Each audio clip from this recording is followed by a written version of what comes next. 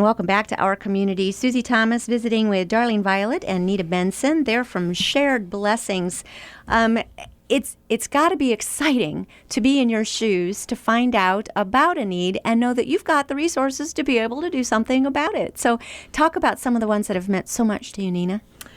I can think of several, but on the top of my head, we did where foster children, often when they're taken out of their homes, their things are just put in garbage bags. So we were able, through Job and Family Services, to do a suitcase. A small suitcase for each child. So that they could have a little suitcase to use when they were going from place to place.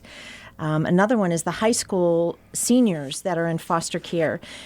When they graduate, there's nothing special. I mean, they don't have a party, there's no gifts, nothing. So we were able to work with Job and Family Services there, where they had this luncheon, and they were recognized for their achievements. Nice. And they were each given a gift bag with gifts and gift certificates and things like that. Oh, so yeah. that was... When you think of when your child graduates, from high school, and, everyone's got we always called it the shrine, with their all their trophies pictures and their pictures yeah. growing up and everything. I think it doesn't happen because people don't care. I think it doesn't happen because it's off people's radar. You just don't know about it. Yes. Right? And so thank you for what you're doing to just get that on folks' radar to be able to do something about it. You mentioned when we were during the break that PAL Mission was one of your first beneficiaries from Shared Blessings because of what they're doing with foster children. Right. And, because here again, at age 18, they're out of the foster care system, even if they're 18 and they're just in October and they're a high school senior. So Jill Miller has created this PAL Mission where she takes the kids in and helps them get through their senior year, and then also helps them for the next couple of years to learn how to, cook, how to run a bank, run your checkbook, balance your checkbook, know how to read a bank statement, just all those things that you need to know how to do as a young adult, and they don't have any guidance. So that was one of the ones we really helped too. And then we just helped Quest with their Bright House. They just opened up a new thing for teenage girls with addiction, and when we went to visit them, all the kids, they didn't have a dining room table. All the kids were seated at small different tables. So what they wanted with their money was to have someone make, which they did, they had someone make a table where all the girls could get around the table together. Because they also use that table to do their homework and to, when they want to have their talks and things like that. So, it's just these small things sometimes that makes a big difference. So the girls feel more connected when they all sit down to eat. They're all at one table now. Again, something you just don't think about, but having that community table and the fellowship of breaking bread together all in one circle around the same table, it does make a difference. Fostering conversation and all kinds of things, doesn't it? Yes. What does it mean to you personally? It's got to be so gratifying and satisfying to see that something that, remind me the year you 2002? 2002. That you read that magazine article, to here we are in 2016. You have helped a ton of people in that short amount of time. When you're thinking of 5 different organizations a year, for you personally, what has that meant?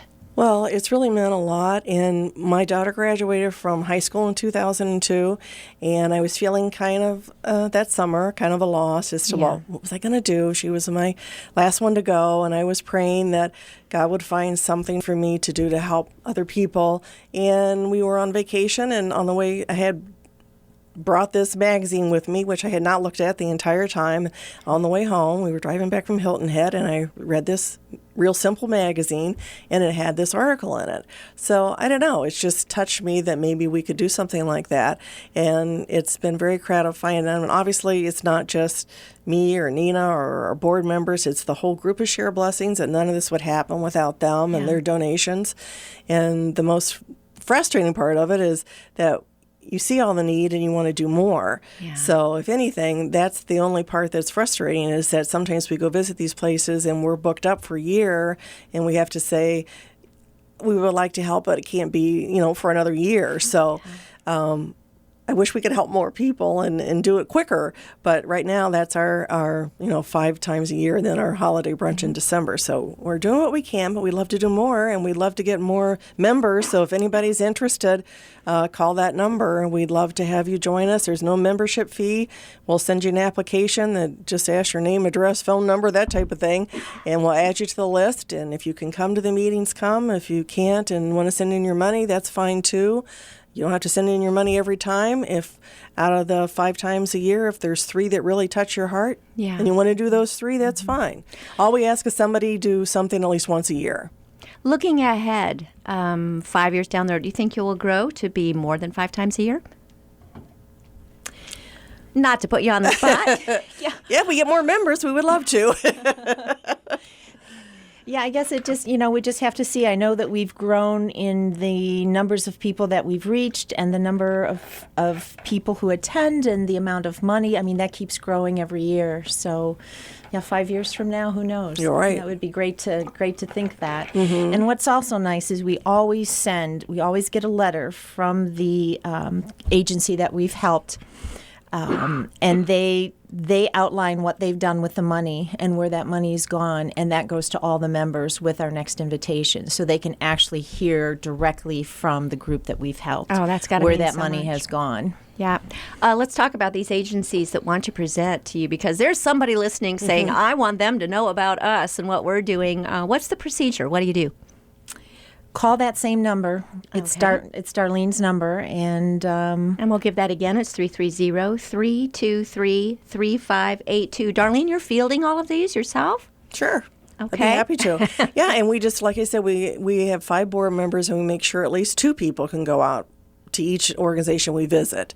And then we bring the information back. We all have separate places we go. And we bring the information back and have a meeting and vote on the ones that we think are the best fit for us, and or we're the best fit for them, however you want to look at it. And then we proceed then we call the place back and say, yes, we would love to help you, and we put them on our calendar. So let me make sure I've got this straight. First of all, give you a call, and then 2 people will come visit the organization. Right. And for at least 2. At least 2. No they'll more come than visit. 5. Right. And then if criteria is all met, then they come and they do a presentation for the group at one of the potlucks. All right. Tell us a little bit about the criteria. What are you looking for? Stark County based. Right. It has to be Stark County. It's helpful if they're a 501c3, just so we know there's accountability financially. You mean that's not necessary? Well, most of ours it is. Okay. Yes. All right. Yeah. So a Stark County-based 501c3. Right. So we know That there's is- accountability and board members and people kind of overseeing what they're Yes. doing. We do not write checks to individual people. Right, Which smart. is how we're different than the one in Washington, Washington, D.C. It's to an agency. Okay. And then do they do a report to you? Then they let you know, basically, because wouldn't you love to know how the money was used Right, and who right. was helped by it? Right. That's the only thing we ask from the organizations we help, is that they, like Nita said, write us a thank you note on their letterhead, and then, tell everybody how much the check was, because sometimes at the meetings we don't know exactly what our final total is going to be. So they write a thank you note on their letterhead, include the total amount of the donation and what they used it for. And then we use that. We, like Nina said, we Xerox that and send that out with our next invitation. So all of our Share Blessings members know how much we raised for that project and what it went for. That is so great, because so many times you give to something and you'd love to know what happened to it after this. But this way, you're really taking part all the way through.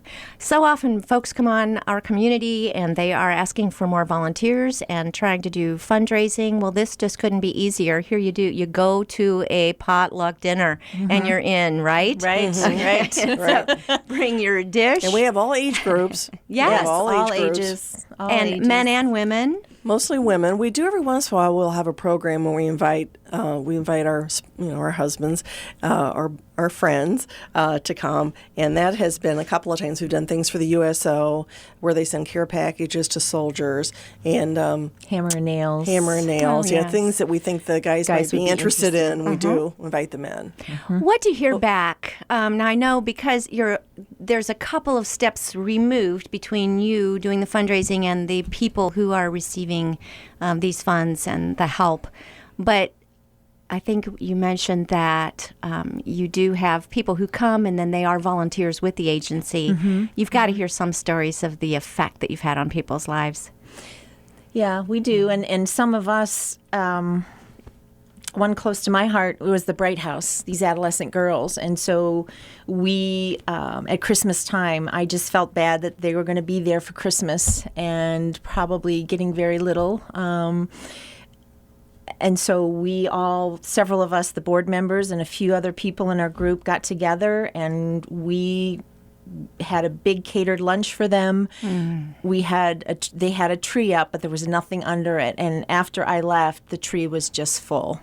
We had gotten wish lists from them about what the girls could use and needed, and they were just thrilled. They came up and hugged us. They wrote us this beautiful thank you where they colored, made hearts and colored things, and just were so appreciative. So some of those things, and both Refuge of Hope and Hope Outreach Ministries, there are several members that continue to go down there and volunteer and drop off things. And when you go down and see them in action, it's like you feel like I'm so glad that we are there to help, and we're so glad that we're able to help. And Pastor Marilyn Roman, who is the director of Hope Outreach Ministries, said they do have a clothing aspect to their ministry as well as the food and the faith portion. She is a minister. She said that a lot of times homeless people will come in, they just wear the clothes they have on their back until they come in and get a new set of clothes. So, and they sometimes, she said, they literally have to peel the clothes off of people because they've slept in them and, had them on for who knows how long. So that type of thing is so touching. And I think a lot of us, too, like with the Bright House, when they wrote us thank you notes, one girl said, and I actually copied this and mailed it to everybody and share blessings, she said she was so happy that we didn't think less of them, is how she put it, with their problem, and we hadn't forgotten about them. I mean, just for people to know that someone else cares. And that they matter. No matter what they've done or what situation they're in, somebody still cares about them and wants to help them. Yeah. And I think if you help whoever you help, you're helping the whole community. We help groups that make the whole community better. Right. Darlene Violet, Nita Benson, it's Shared Blessings. Thank you so much for joining us. I'll give that number one more time, 330-323-3582. The next meeting potluck is April the 19th at St. Stephen the Martyr on Fulton Road in Canton. Thanks so much for joining us today on Our Thank Community. you so much. Thanks for having us.